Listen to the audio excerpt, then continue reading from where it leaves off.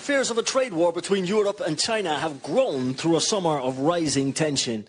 In July, the European Commission announced tariffs on Chinese electric vehicles of between 17% and 38%, a blow to the rapid rise of companies like BYD. In response, China announced anti-dumping investigations into European pork in June and turned the temperature up again in August with more investigations into European dairy.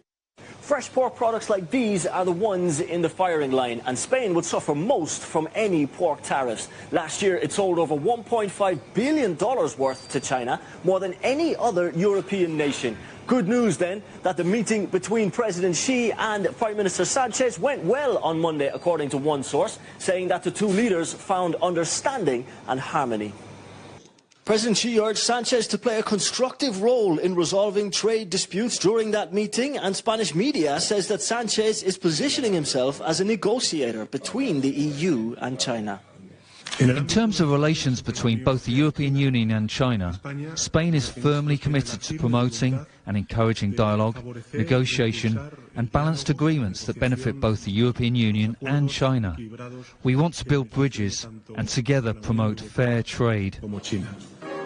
The Spain-China relationship is at a high point after successful celebrations of 50 years of official diplomatic relations in 2023. Hopes in the EU are that Sanchez can use this relationship to help resolve these trade issues. And for Spain's pork industry, nothing could be more important right now. That Spain, having done so much to increase production with a view to China, there's no doubt that there would be a knock-on effect, absolutely none at all. And that could include reduced production, maybe closure of some pork plants, and a knock-on effect for employment in those plants and farmers. So it is a, it is a really big issue, which is why I think these negotiations that are taking place are going to be followed very closely in Spain and elsewhere in Europe. The EU continues to walk a geopolitical tightrope in following the lead of its close ally, the United States, which imposed 100% tariffs on Chinese EVs.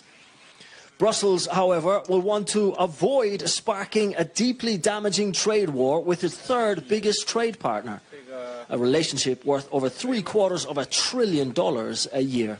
Meanwhile, Sanchez continues to express a message of dialogue and compromise in China.